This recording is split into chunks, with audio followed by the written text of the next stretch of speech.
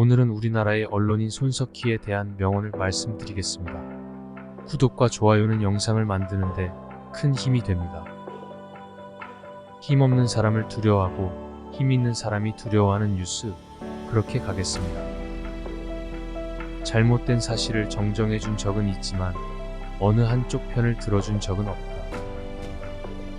문제의식이 있어야 문제가 발견되고 문제를 발견해야 문제 제기를 할 수 있고 문제를 제기해야 문제가 해결된다. 신부가 가난한 이에게 빵을 주면 훌륭한 칭찬을 듣지만 그가 왜 가난한 것인지 사회 구조에 대해 이야기하면 빨갱이라 비난을 듣게 된다. 상식적인 판단에서 옳은 일이라면 바꾸지 말자. 내가 죽을 때까지 그 원칙에서 흔들리지 말고 나아가자. 나는 어떠한 정치적 당파성으로부터도 자유롭다. 자유롭다는 것은 무색무취하다는 것이 아니라 전방위로 비판적이라는 것을 의미한다. 난 지도층이라는 말을 쓰지 않는다.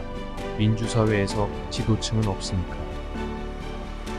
돌이켜보면 그때 나는 무모했다.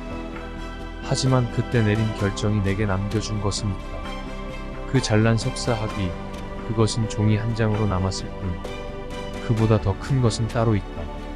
첫 학기 첫 시험 때 시간이 모자라 답안을 완성하지 못한 뒤 연구실 구석으로 돌아와 억울함에 찔끔 흘렸던 눈물이 그것이다. 중학생이나 흘릴 법한 눈물을 나이 43이 흘렸던 것은 내가 비록 뒤늦게 선택한 길이었지만 그만큼 절실하게 매달려 있었다는 방증이기에 내게는 소중하게 남아있는 기억이다. 혹 앞으로도 여전히 지각 인생을 살더라도 그런 절실함이 있는 한 후회할 필요는 없을 것이다. 균형을 지킨다는 건 양쪽으로부터 다 칭찬으로 받을 수도 있지만 다 욕을 먹을 수도 있는 것이다. 둘 중에 하나를 택하라면 나는 차라리 후자를 택하고 싶다.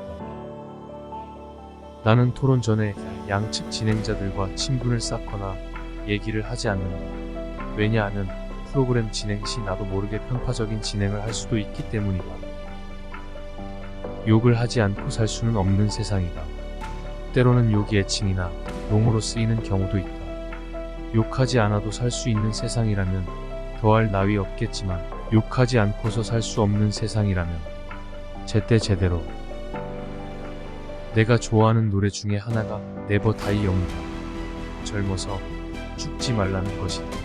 육체적 죽음보다는 정신적 죽음을 이야기하는 것일 것이다. 사회에 나가게 되면 노력에 비해 굉장히 많은 편견에 부딪히게 된다.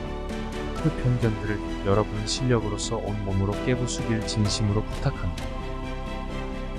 나는 언젠가는 이 뉴스룸을 떠나게 될 것이다.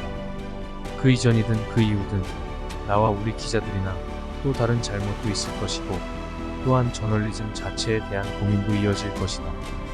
답은 명확하다. 뉴스는 잘못이 있다면 주저없이 정정해야 하며 당장 알지 못했다면 161년 뒤에라도 사과해야 한다는 것. 그리고 무엇이 저널리즘의 본령인가를 고민해야 한다는 것. 그렇게 해서 훗날 JTBC 뉴스가 그렇게 말했으니까 라는 말을 들으면 참으로 좋겠다. 감사합니다. 그리고 오늘도 응원합니다. 당신을.